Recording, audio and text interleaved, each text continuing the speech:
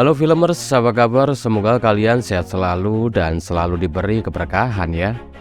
Pada kesempatan kali ini Bang Nau bakal menceritakan film yang berjudul Pengawas yang rilis pada tahun 2021. Bercerita mengenai kisah seorang bocil yang sejak kecil dilatih jadi assassin agar bisa melaksanakan dendam ayahnya. Apakah si bocil ini bisa menjadi seorang assassin dan menuntaskan dendam ayahnya? Ayo lo penasaran kan? Ya wes, gak usah lama-lama, dan inilah Pengawas tahun 2021.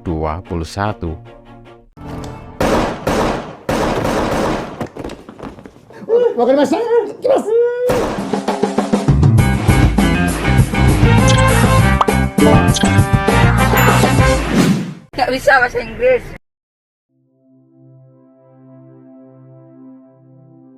Film dibuka dengan seorang bocil bernama Fukami yang harus menyaksikan ayahnya dibunuh tepat di depan kedua matanya. Di mana semenjak kejadian itu, Fukami pun dirawat oleh seorang pria yang mengaku sebagai pamannya. Ia bernama Majima. Ika, otagai ato no koto atte.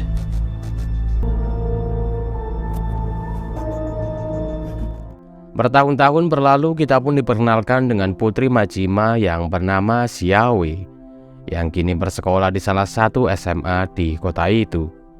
Selain itu, kita juga akan diperkenalkan dengan 3 siswa Badung di sekolah tersebut. Mereka adalah Aaron, Hana, dan Goya. Dimana saking Badungnya mereka bertiga, Aaron, Hana, dan Goya, mereka pun tak segan membuli seorang guru demi sebuah konten.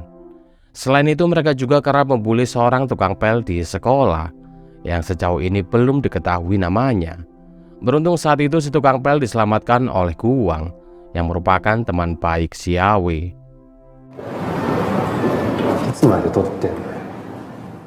Malam itu Majima yang makan malam bersama Xiaowei.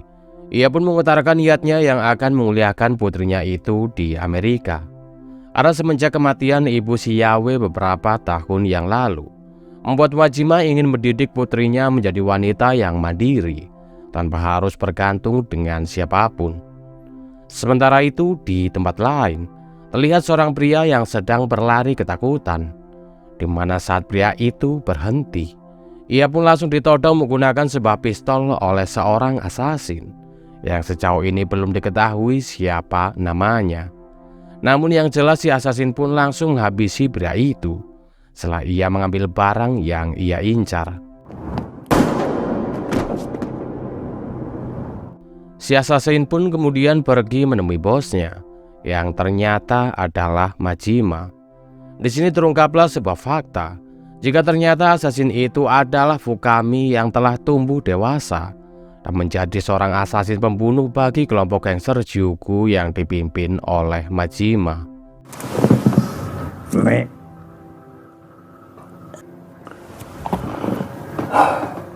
Gak lama dari itu, Majima pun bertemu dengan Nishima yang merupakan kelompok gangster yang masih satu aliansi dengan gangster Jiugu. Di sana Nishima pun terlihat kecewa dengan kontrak kerjasamanya dengan Majima yang ia anggap tidak sesuai seperti apa yang dibicarakan oleh Majima di awal. Untuk itu di sini Nishima pun berniat akan menghancurkan gangster Jiugu dengan cara memanfaatkan Fukami. Karena ternyata si Nishima ini memiliki rahasia besar Majima yang disembunyikan dari Fukami.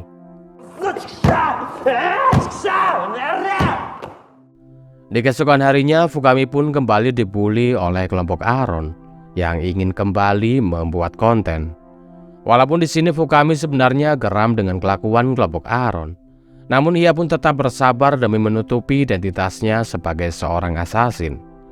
Gak lama dari itu datanglah anak buah Nishima yang memberikan pelajaran kepada kelompok Aaron sebelum ia meminta Fukami untuk segera menemui Nishima. Singkatnya, setelah bertemu dengan Fukami, Nishima pun mulai menceritakan jika dulu ayah Fukami ternyata adalah ketua gangster Jiugu sebelum ia dibunuh oleh Majima yang merebut tahta ayah Fukami. Untuk itu di sini Nishima pun mengompor-ngompori Fukami untuk membalaskan dendam kematian ayahnya terhadap Majima. Selain itu, Nishima juga ternyata berniat mengadu domba antara gangster Majima dengan gangster Honda yang merupakan anak kandung Majima. Namun Honda tidak pernah diakui sebagai anak oleh Majima karena ia lahir dari hasil perkelonan Majima dengan seorang Elsie. 真島を取ろう。おい、大丈夫か？おっしゃー。 Fukami yang sedang menuju ke tempat Majima. Sepanjang perjalanan itu ia pun mengingat kejadian dulu ketika ayahnya dibunuh oleh seseorang tepat di depan kedua matanya. Hingga saat Fukami telah sampai di tempat Majima, ia pun langsung menghabisi 2 orang penjaga. Sebelum ia bertemu dengan Majima dan bertanya apakah benar jika Majima adalah dalang di balik kematian ayahnya. Majima pun menjelaskan jika ia memang benar adalah dalang di balik kematian ayah Fukami. Namun jika Fukami ingin membunuhnya malam ini, Majima pun memohon agar Fukami terus menjaga Xiaowe. Karena selama ini alasannya mendidik Fukami sampai menjadi seorang asasin dan menyuruh Fukami menjadi seorang tukang pel di sekolah, semata-mata adalah untuk menjaga Xiaowe jika suatu hari nanti Majima meninggal. Hingga yang terjadi.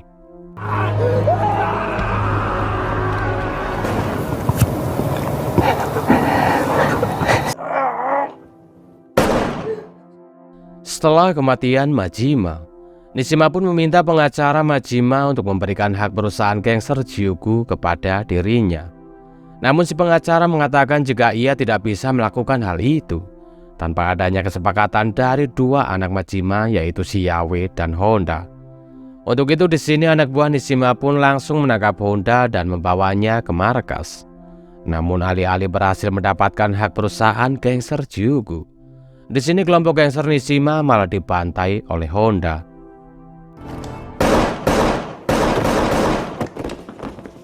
Nishimori-sanの拳銃をお願いします。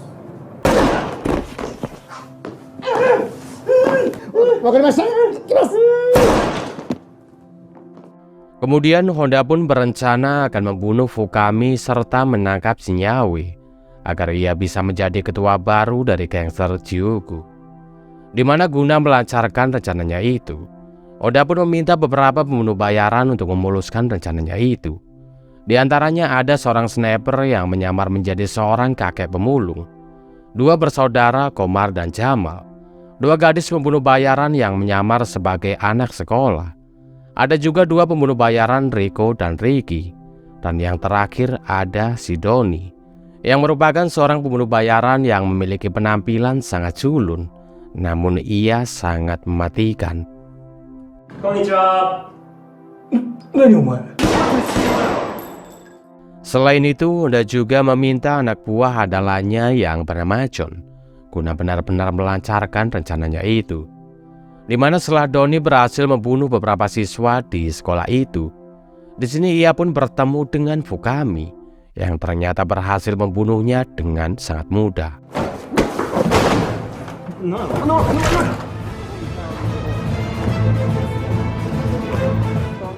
Sementara itu di luar terlihat beberapa pembunuh bayaran suruhan Honda pun mulai berdatangan dan langsung masuk untuk mencari Xiaowe serta Fukami. Di momen ini Xiaowe yang sedang bersama dengan Guang. Ia pun gak sadar jika dirinya sedang diincar oleh banyak sekali pembunuh bayaran. Hingga saat mereka bertemu dengan Komar dan Jamal, Guang pun berusaha sekuat tenaga untuk menyelamatkan Xiaowe. Namun sayang semua usaha itu pun harus berakhir sia-sia tatkala John datang dan berhasil membunuh Guang dengan sangat mudah. Beruntung saat itu ketika John akan membawa Xiaowe, tiba-tiba datanglah Fukami yang langsung menembak John.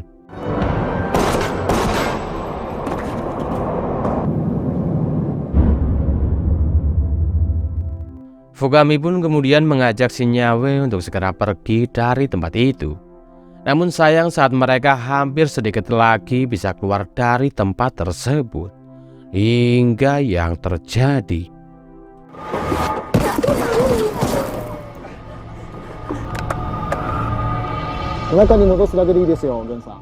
Ternyata si kakek sniper telah standby di luar untuk mencegah mereka bisa kabur dari tempat itu. Alhasil di sini Fukami pun memutuskan untuk kembali masuk demi menjaga keselamatan dari Xiaowe. beralih kedua gadis pembunuh bayaran yang sedang mengincar Xiaowei dan Fukami. Di mana saat mereka telah sampai di ruang perpustakaan, mereka pun langsung diserang oleh Fukami yang ternyata menyembunyikan Xiaowei di ruangan itu. Alhasil di sini terjadilah adu mekanik di antara dua pembunuh bayaran melawan satu orang assassin.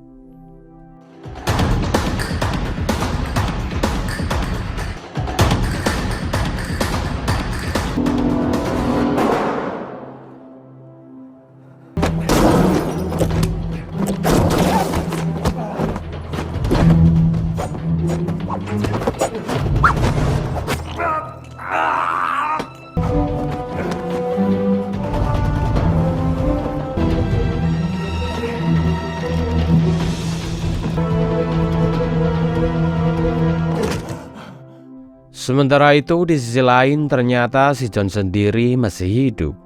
Karena tadi pas ditembak oleh Fukami, ia ternyata menggunakan rompi anti peluru. Kembali kepada Fukami dan Xiaowei yang bersembunyi di salah satu ruang kelas. Di sana Xiaowei pun bertanya kenapa Fukami rela berkorban untuk menyelamatkan dirinya. Fukami pun menjelaskan jika ini adalah amanah yang diberikan oleh Majima sebelum Majima meninggal. Sehingga Fukami pun akan melakukan apapun demi bisa menjaga keselamatan Xiaowei. Di mana di tengah perbincangan itu, tiba-tiba datanglah Riko dan Riki yang langsung menyerang Fukami. Yang mana walaupun Fukami sempat kewalahan menghadapi dua sejoli itu, karena mereka memiliki badan yang tinggi besar. Namun pada akhirnya Fukami pun berhasil mengalahkan Riko dan Riki. Oi, jagain lo.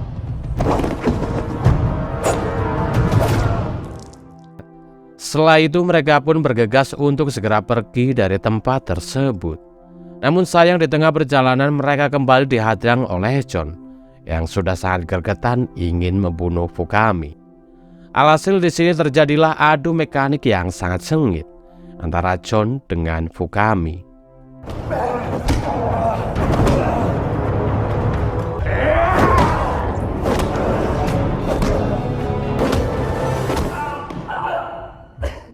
Sementara itu di luar, Honda yang merasa jika John dan beberapa pembunuh bayaran yang ia suruh tidak becus menjalankan tugasnya. Ia pun menemui si kakek sniper dan langsung membunuhnya karena ia menganggap si kakek sniper tidak berguna. Selain itu ia juga membunuh si pengacara yang ia anggap hanya kebanyakan omong kosong.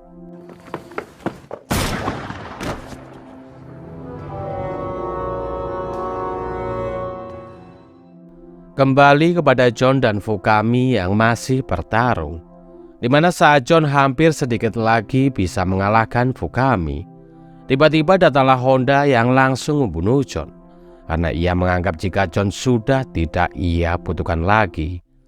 Honda pun kemudian menemui Xiaowei dan mengatakan jika gara-gara Xiaowei dirinya nggak bisa mendapatkan warisan tahta gangster Jiugu. Hingga saat Honda akan membunuh Xiaowei, hingga yang terjadi. Pada akhirnya Fukami pun berhasil menjaga keselamatan Xiaowei sesuai dengan amanah Majima sebelum ia meninggal. Fukami kemudian memberikan sebuah pistol kepada Xiaowei dan memintanya untuk membunuhnya saat ini juga. Karena Fukami mengaku jika dirinya adalah orang yang telah membunuh ayah Xiaowei. Namun alih-alih membunuh Fukami, di sini Xiaowei malah mengatakan jika dirinya berbeda dengan Majima. Ia tidak ingin menjadi seorang gangster seperti ayahnya itu, karena ia hanya ingin hidup normal seperti orang-orang pada umumnya.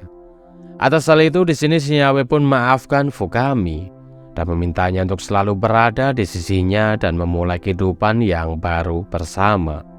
Dan film pun selesai.